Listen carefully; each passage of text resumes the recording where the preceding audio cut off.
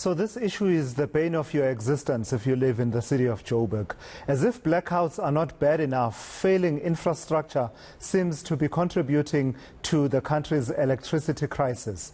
Large parts of Roodepoort, including Robertville, Wibsey Dip, Putcoton and Stormill were plunged into darkness after a substation went up in flames.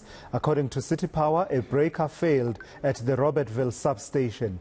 Johannesburg MMC for Infrastructure Services, Michael Son, joins me now to discuss this and the possible solutions. In fact, that particular fire that I allude to there, MMC, Michael Son, is one from a bit earlier on in the month of March, but the latest, of course, was in Weltevreden Park, around JHB's Stradom.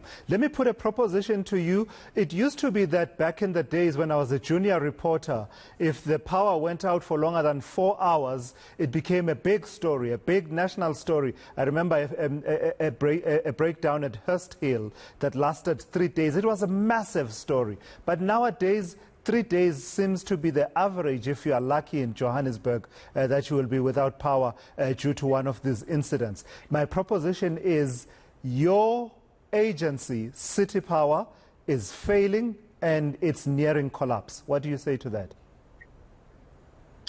Good afternoon, Tulisizwe. It is a very serious concern for us. In fact, we wouldn't want to see our customers and residents to be out of power for any longer time, never mind 3 days. It is an unacceptable situation. But we are also seeing an unprecedented, case of vandalism, cable theft, and of course the rolling blackouts caused by load shedding is not assisting us. It's certainly a grave concern. In fact, we've started to look at ways that we can bring about an immediate turnaround of the current situation. So it is something that we don't want to see, but something that's certainly on our crosshairs that we must fix.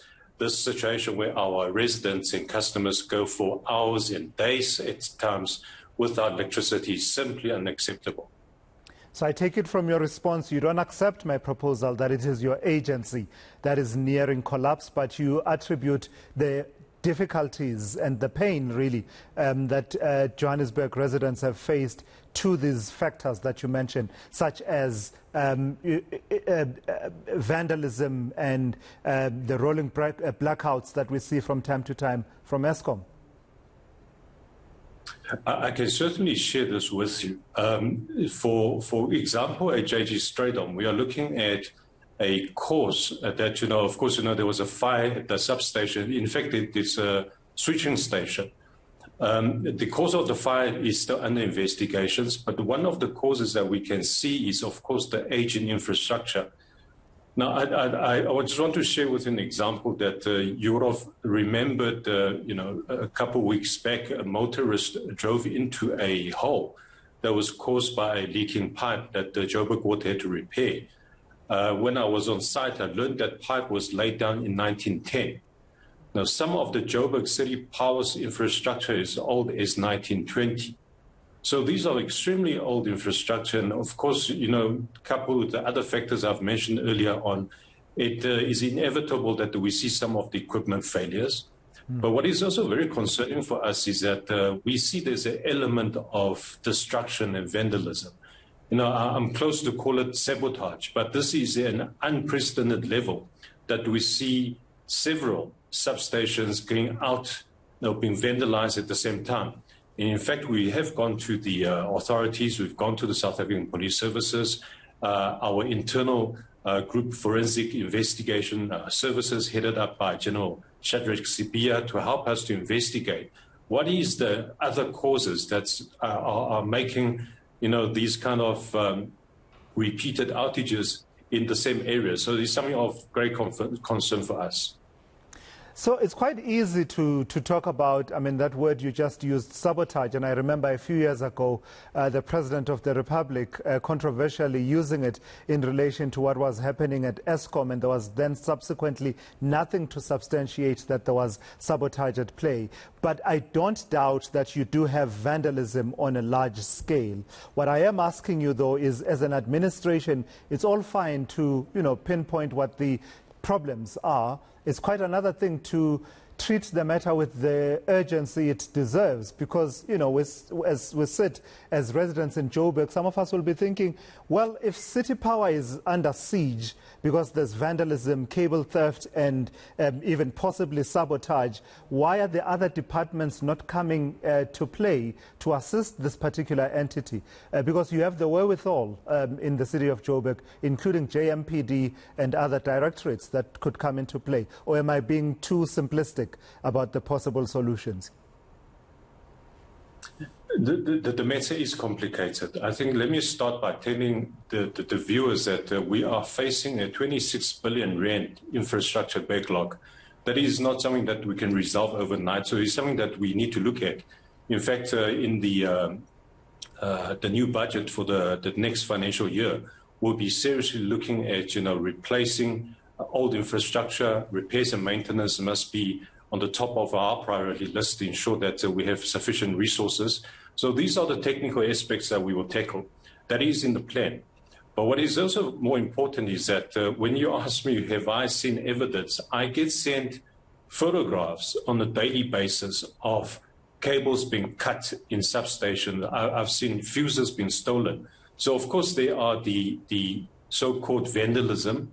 But if you look at the frequency and the way this has been done, you know, it's not normal, and it's not one is to say that there isn't a level of sabotage. It's certainly, you know, easy to say for us, but it's something that we need to look at it with, you know, very careful eyes, ensure that the relevant authorities, such as, like you said, Johannesburg Metro Police and the SAPS, to investigate. And we certainly want, from an engineering perspective, to find out what are the causes that we can prevent and treat. Yeah. You know, if it's not sabotage or vandalism. The other interesting part is that when the load shedding schedule goes out, it's also a timetable for the thieves and vandals to look at and say, well, this area will not have power for at least 2 hours, and let us go out and start to steal cables. And this is where we've tightened up security to ensure that patrols are increased. But it's also very difficult for us to patrol every single substation and the infrastructure in the city. But we will certainly do so together with the assistance, not just with the government, but also with our private sectors and our community members. Lastly, MMC, something that is well within your powers to change around, though, would be the human element. A few weeks ago, I had the very same conversation with the City Power spokesperson, Isaac Mangena, and he, you know, to his credit, confirmed that, for instance, at the Robertville substation fire in October last year, part of the problem was the wiring. And when I suggested to him that that was a human element, whoever was doing the wiring must have not been must have not done a competent enough job. And he did admit that that is a factor. That's well within your powers as well. So I'm just wondering what it is you are doing about those elements that are within your control, such as, you know, incompetence, negligence by some of the officials. Certainly. I play an oversight role over the operational part of City Power as the service entity of the city. What we've begun to do is that we will begin to conduct an audit of all the so-called shoddy workmanship. Some of the work are done internally by technicians of City Power. Some are done by contractors that render service to City Power. If we are to catch them, and let me use the word, you know, very firmly, if we are to catch them to continue with these kind of shoddy work, to, you know, not sealing up connections properly or leaving wires exposed, and what you've mentioned now as an example, we'll certainly deal with them. And if they continue to do so, if they are a contractor, we will not use them again. And if they are internal technicians, we must send them for training and ensure that they know what they do. If they continue to repeat those faults, they will certainly face the consequences.